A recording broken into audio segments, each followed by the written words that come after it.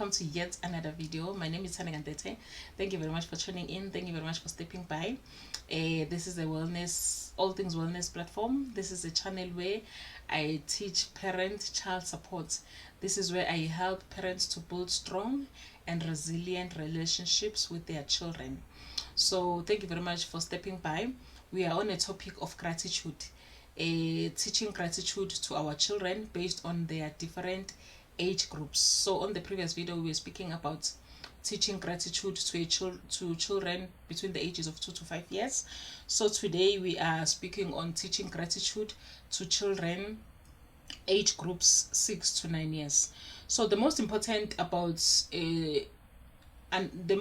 thing you need to understand as a parent as you teach gratitude to 6 to 9 year olds is that it builds awareness and choices.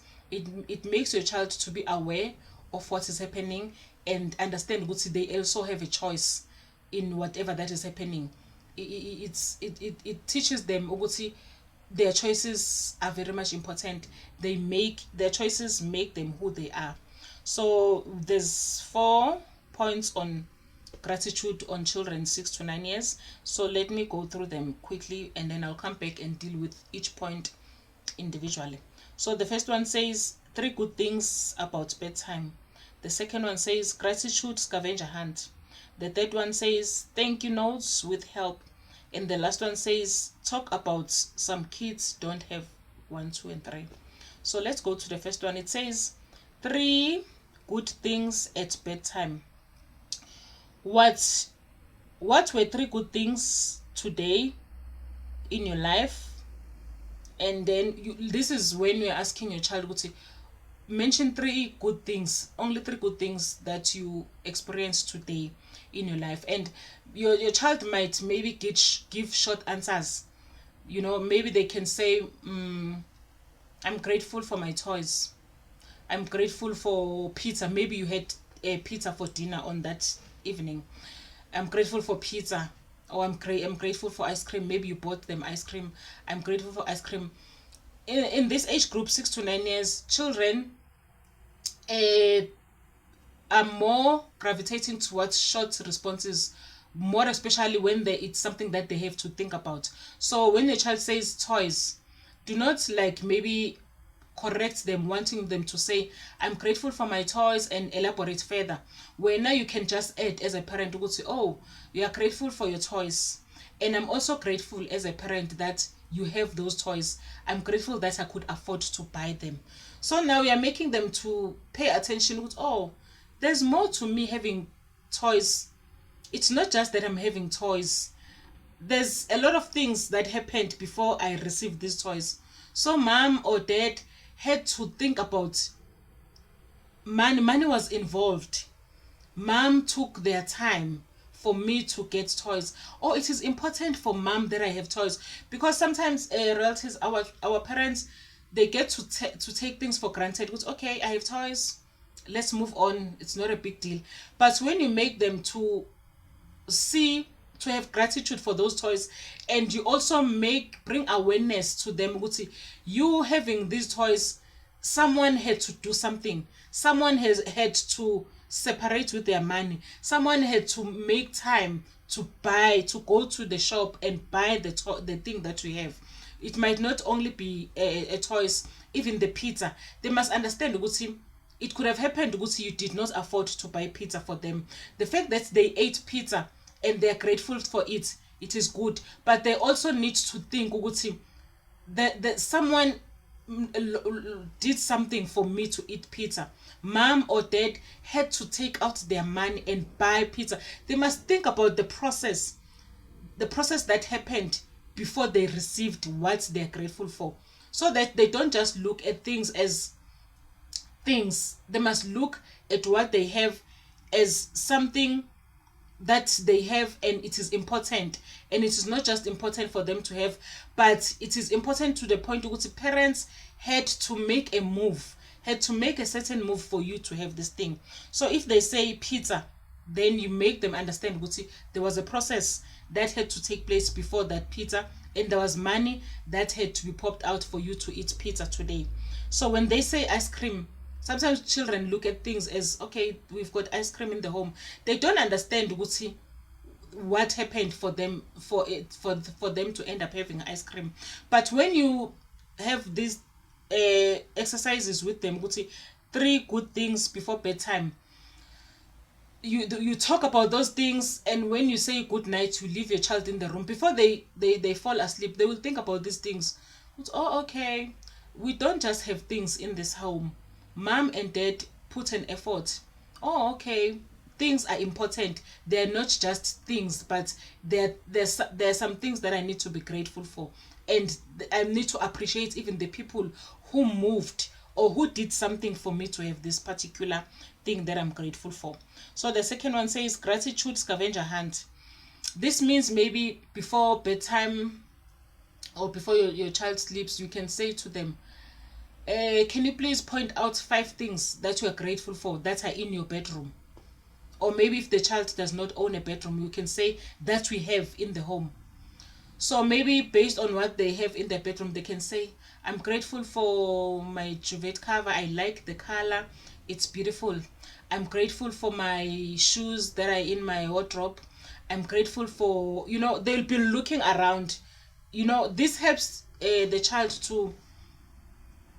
to prompt in their mind, okay, if I'm gonna be grateful for what I have in my room, it means I need to look around my room.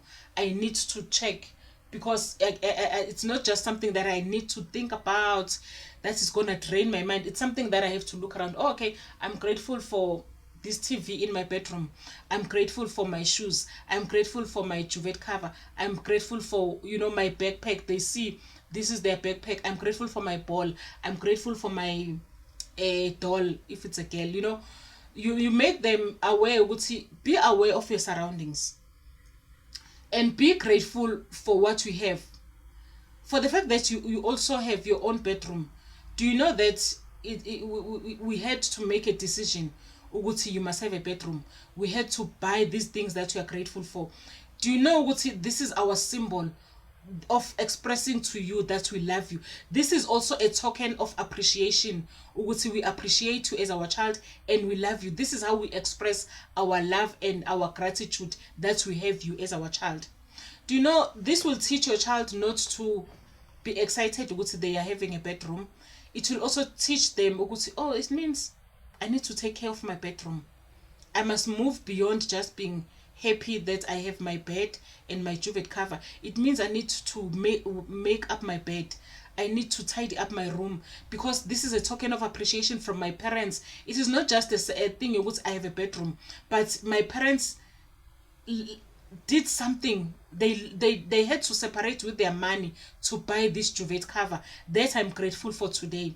My parents had to separate with their money to buy my PlayStation. My parents had to separate with their money to buy me this Barbie doll or this ball, whatever the case.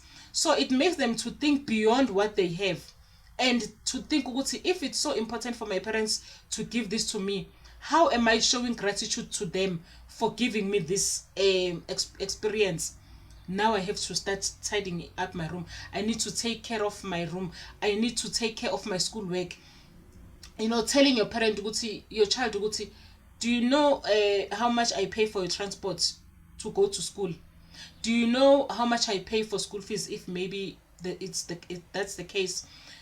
Having these little talks with your children make them to appreciate you as a parent. Number one, it helps them to appreciate what they have and to take good care of it, because now they see my parents are separating with their money. My parents are doing this thing with they're intentional about giving me this. How am I showing gratitude? I must show gratitude by making sure I do my schoolwork, I pass, I excel, because my parents are paying this amount of school fees for my education. My parents are paying this amount of money for a transport to take me to school. This is just not the fact that I'm fortunate. Yes, I'm fortunate because my parents afford these things, but what am I doing to show gratitude and to encourage my parents to say, you know what, my parents, you have done a good decision by taking me to this school. I'm grateful, and this is how I show my gratitude, by doing my work, being the best at my doing the best at my schoolwork, making sure I am the best. This brings that awareness to children, because things do not fall from trees. At some point, someone had to lose their money to make sure that you get this thing. So now, how do you show gratitude? How do you encourage this person to keep on doing things for you? The last one says, no, not the last one. The third one says, thank you notes with help. So this would be, maybe you tell your child to pick a person that they're grateful for. I think I've spoken about this even on the previous videos. To say, okay, your dad, for an example, did this to you. They bought you a bicycle, or whether the dad lives with the child or they don't live with the child, but the dad has done something good to the child. You teach them, now that your dad has done this, or your mom has done this, or your uncle or your aunt has done this for you, don't you think a thank you note would be good to show them that you are grateful? You are teaching your child, don't just receive things from people and don't show gratitude, as if people it was a must for people to do those things to you. It could have been possible to this person acting, no, I don't want to do this. Yeah, one. So what are you doing to express gratitude? You suggest they write a note, whether it is via WhatsApp, they text their father to say, Dad, I'm grateful, thank you that you bought me a bicycle, thank you that you bought me a jacket, thank you that you did this and this. It tells the child when a person has done something, you are expected to say something in response to what you have received, because sometimes our children feel like, my mom or my dad was bound to do it.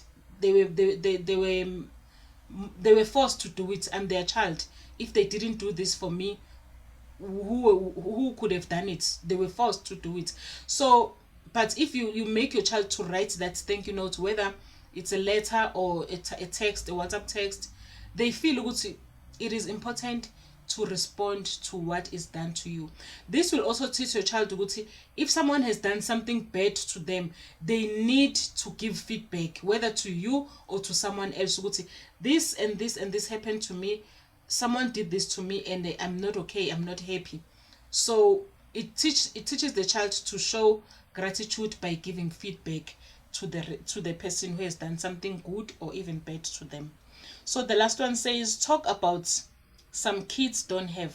So when you speak about these things to your children, also make mention to them, do you know some children do not have the access to the things you have access to? You have a PlayStation, or you have a TV in your room, you have 3 pairs of sneakers. Do you know what other children don't even have 1 pair of sneaker?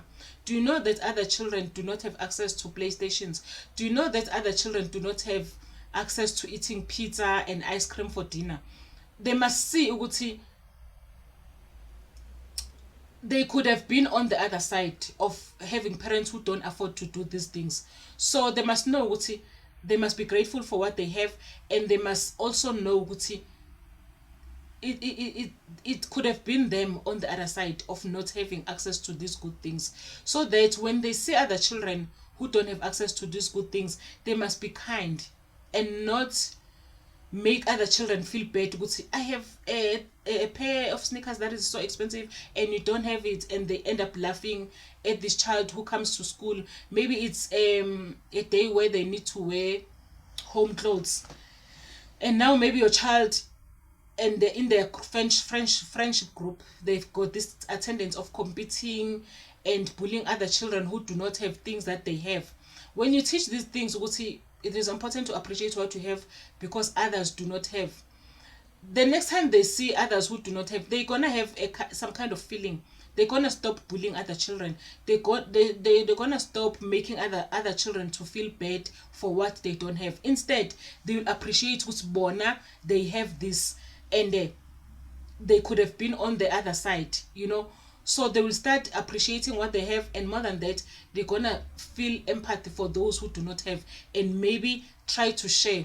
If it's something that they can share, try to share with other children who come from homes where they don't have access to these things. Maybe it can be food, or it can be money during lunch, to say they buy their friends something for lunch, or they share their lunch with someone. So you teaching gratitude and kindness also makes your child to look out there and see who they can be who they can show kindness to. So it is a very much important, Royalties, that we teach these things to our children. Thank you very much for staying up to this far on this video. So on the next video, we'll be speaking about teaching gratitude to children between the ages of 10 to 12 years. Thank you very much, Royalties, for staying up to this far. We will talk on our next video. Bye bye.